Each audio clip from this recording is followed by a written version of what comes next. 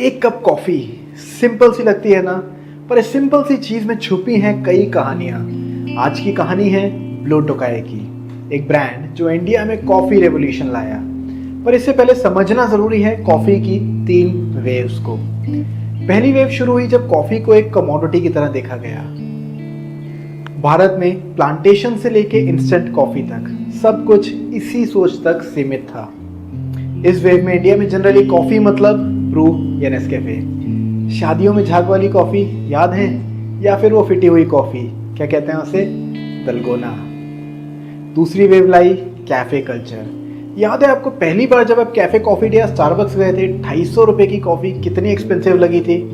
But ये cafe उस time coffee के साथ एक्सपीरियंस डिलीवर कर रहे थे।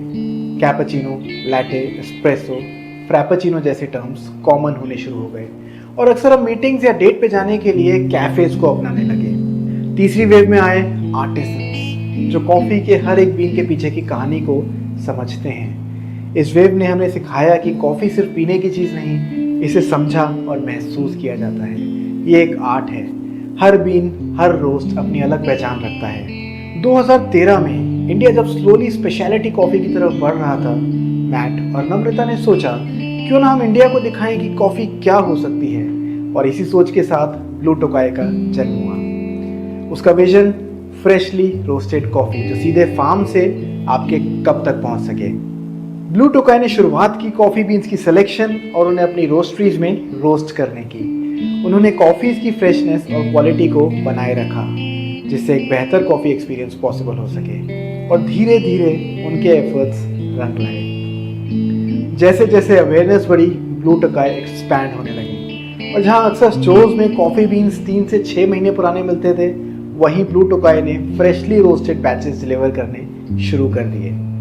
आज उनके इंडिया में 110 से भी ज़्यादा आउटलेट्स हैं मेजर सिटीज़ में, और हर आउटलेट की एक अपनी कहानी है।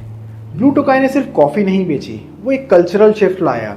उनका इन्फ्लुएंस इतना बड़ा है कि इंडिया की 2022 में लगभग 4000 करोड़ का मार्केट साइज होने के बावजूद उन्होंने 2024 में लगभग 650 करोड़ तक की वैल्यूएशन अचीव करी।